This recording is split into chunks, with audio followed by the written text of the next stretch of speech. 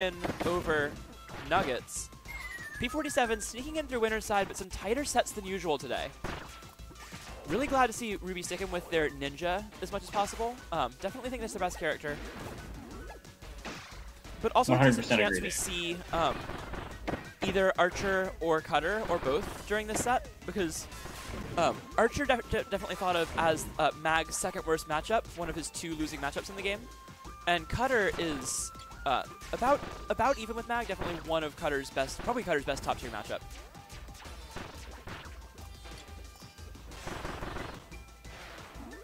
Oh, gets caught by the apple. Ruby behind by quite a bit in the start of this bracket, or of this match rather, but definitely not insurmountable with the amount of damage Ninja can put out. Also, P47 has to adapt his zoning game quite a bit in the Ninja matchup, because uncharged Shadow Balls simply do not exist here. Any uncharged Shadow Ball is an indication to Ruby to start throwing kunai, and you'll cancel out one of them, and then hit him with a couple more. That was so sick. Oh, Ruby's so good at this game. Ruby pretty much ties things up with that dash attack. And the shot gives them the lead, actually. P47 teleports back to full screen, but not even really winning the zoning game here. So this is how Mag has to play the zoning game in this matchup. The long-range matchup is very much half-charge fireballs are your only fireballs. Which, of course, half-charge fireballs are quite good, but it takes away a lot of the mix-ups that we usually see, and that is going to be game 1 going the way of Ruby, even after they went to a terrible start. I don't understand what just happened there. Like, I'm actually dumbfounded. I don't know what happened. Ruby's so good.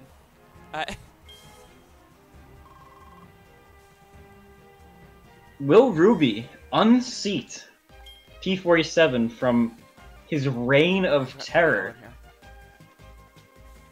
They would not only be the first person to win a tournament over P47 since he started winning tournaments, they would also be the first. They'd also be only the second person to even take one set, if they can do that much.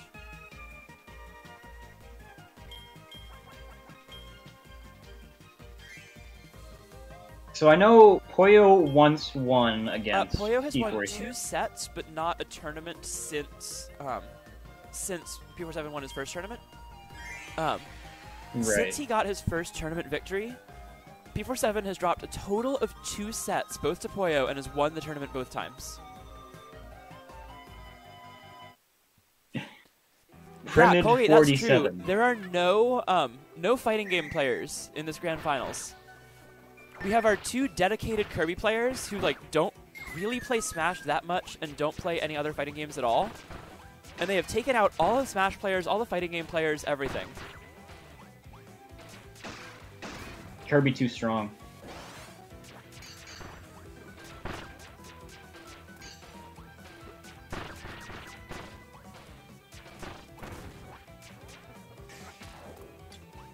Yeah, I think the big difference maker in this matchup is going to be the apple, as it sometimes is.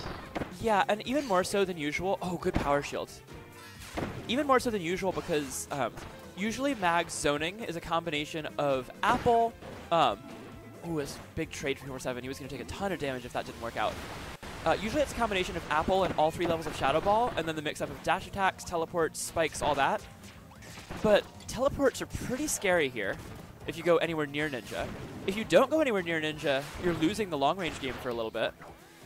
And you only have one kind of Shadow Ball. Because full charge is just going to let you get hit by a bunch of kunai before it comes out. And then they're probably just it pushes them to full screen, which is not something that you even want. Oh, that's a mistake on the apple. Oh, but P47 manages to figure it out. Definitely not what he wanted, putting the apple on the top platform, but he found a way to convert into it. Very impressive stuff. Just worked with it. That's amazing. Okay, the shock trades for Ruby. That's an advantage for Ruby every time. Anytime they can hit a shock against any of Magolor's moves other than a charged apple, they will win that trade. However, now it is almost dead even. Oh, I really like that dive kick into the corner. Oh, P47 has evened it up now, actually taking a small lead. Yep, very small lead in the favor of P47. Good placing Bouncing on that apple. apple throw. Ooh. Oh, Ruby's got to get out of this corner. If they can get away from this corner, Kind of and they expecting can, an Ultra Sword there. Yeah, would have been funny. Would have been in character as well. Well, I think it was actually pretty smart to good like black try and hole. cash it. Oh, great dive kick from Ruby, though. We're tied again. Incredibly One close game health. across the board here. Oh, well-timed teleport to escape the dive kick. That was very close on Ruby. That was in range of the full charge apple. Ruby wanting nothing to do with that apple. I do not blame them. Yeah. Oh, an unfortunate from Ruby there. That's the corner hitbox. The apple goes off, and somehow catches Ruby way up in the sky there. 1-1. Ninja was telling me about that. The fact that hitboxes are square and apple is a circle. There's no circular hitboxes in this game, so it's just bigger and bigger squares, which means the apple hitbox, which at full charge just sort of expands out very far, it goes ridiculously far. Actually, in the corner, it's a because massive it is rectangle instead of a circle, which it looks like a circle. So very unfortunate for Ruby. P47 does a good job to clutch that out.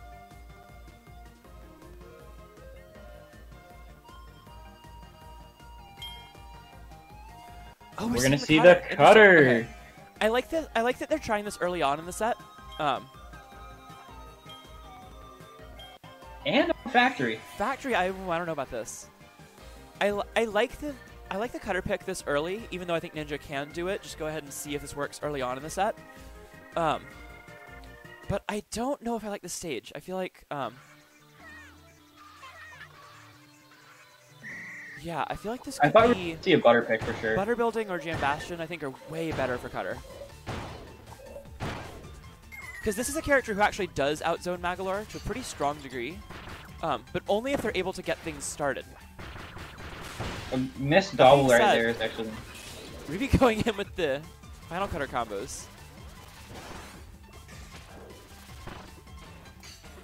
So they've got to be able to get a charge cutter set up one time, and once they can do that, then cutter starts to win this matchup. It seems like a pretty even matchup overall, according to most people who play these characters. Oh, good double dash attack as well.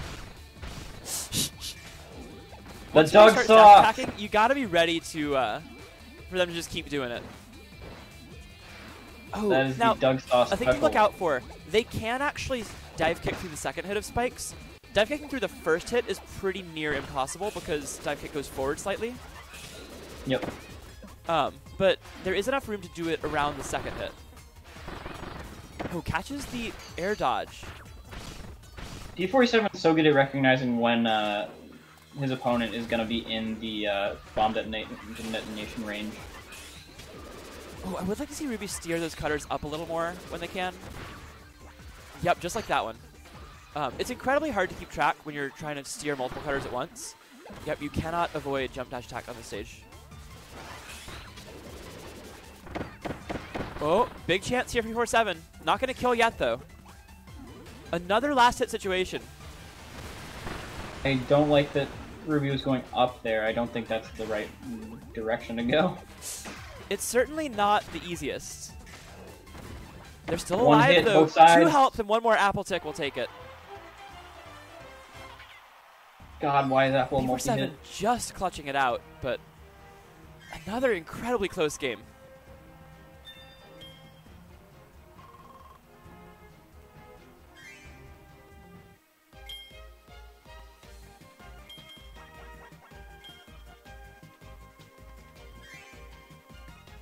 Here we go. All right, so game Back to 4, factory. back to factory. Interesting.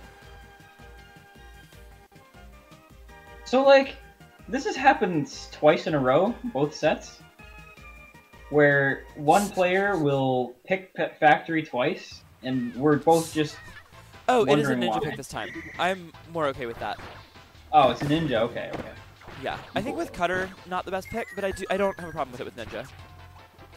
I Because agree. while Ninja does win the zoning game at a certain range, I don't think they win it from full screen, like on the bigger stages. And this stage is going to put Ninja at a range where he's a little more comfortable against Magolor, where Magolor can cover, you know, a larger area than Ninja can, even though Ninja's probably going to win when they can both cover the same amount of space. So I think that's what Ruby decided when they went here, was that they can win this matchup more comfortably if they are at a little bit closer range, but still have the ability to zone.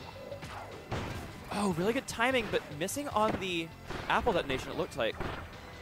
We didn't get the explosion, at least. I couldn't tell if that did damage, actually. I don't know. Oh, great timing on the dash attack. And again, that's what... ooh, just avoiding the Ultra Sword.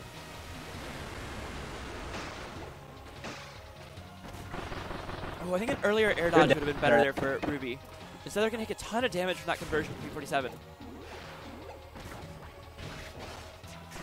And a really good job by P47 to get that apple out of there. The apple was behind the corner, but still on the screen, so it didn't unload out of play. P47 is doing a great job of just kind of staying floating and zoning.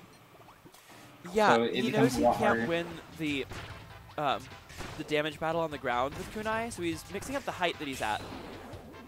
Something he does very well in a lot of matchups, but certainly something very important here. Oh, big play there by Ruby, though. They're bringing it a lot closer. You can't go into the sky against Mag on the stage, though. Full hop dash attack reaches the ceiling on this stage. There is no way to avoid it by going up. And the spike trade will take it from P47. Definitely want to see Ruby pick another stage at this point. Because I don't think that's the wrong pick for Ninja, but I think they weren't playing to the strengths of it as much. Stage of Destined Rivals and Beam. I don't even think that's good against Magolor. Really? It's okay, but like I don't think it's the counter pick that it was against Yo-Yo. Today I learned. Like, I think that's Beam's best stage in that matchup, but for someone who's not like a Beam main, I wouldn't think that that's hard enough of a counter pick to just win.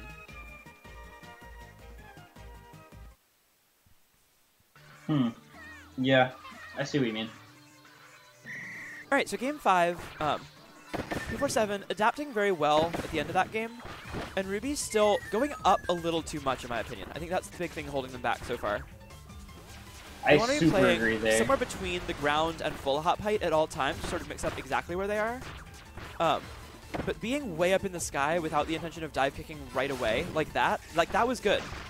They went up and then dive kicked right back down for a mix-up. That I have no problem with. I think that was really good. Yeah, Mag has really good air tools when the person's not directly above him. Also, if you're in double jump state, what do you do against dash attack? You have to air puff and then air dodge in time. Like, you have no other option to escape there if you're in your double jump mode. Oh, really incredible spacing on all that from P47. That dive kick was a little predictable. Great Blossom Storm there to catch the dash attack, though. This game about even again. P47 slightly in the lead still, but not by much. Almost a good dash attack. Not quite going to catch, though. The dive kick does hit, though. Ruby's keeping this very close.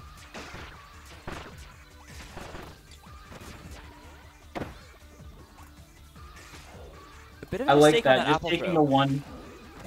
I was gonna say just taking the one apple tick and then running towards P47. Oh. Not ready to dash attack. Okay, so I thought P47 was trying to trap them into running to the top of the screen and then dash attack them again. But they were actually able to escape to the top of the screen without much trouble that time. Oh, a little early on that air dodge. Narrowly avoids that dash attack up there. Timer runs out on the apple. Oh, and that does beat out the dive kick if you hit from above like that.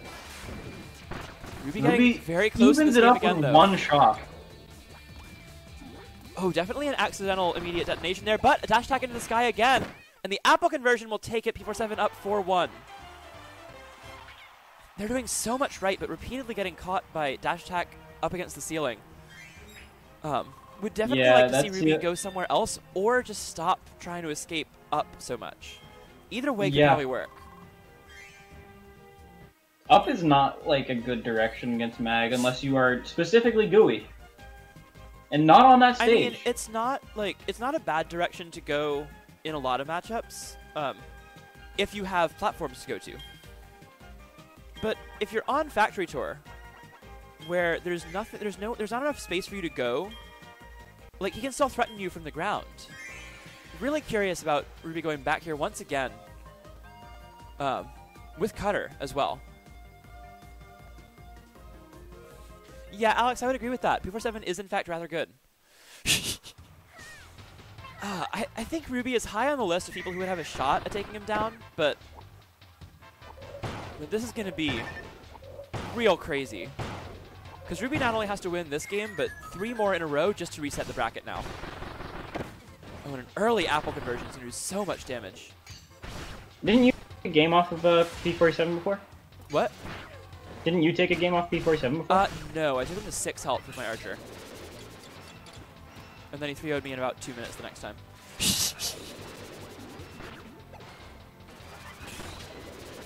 I don't even know where that came from. I did not know that there was a charge Cutter just flying behind Ruby. This character is fascinating. Lots to keep up with. Oh, and a big conversion right there for P47. He was way behind. That ties up the game. Oh, Ruby gets inside the spikes, though. Big punish.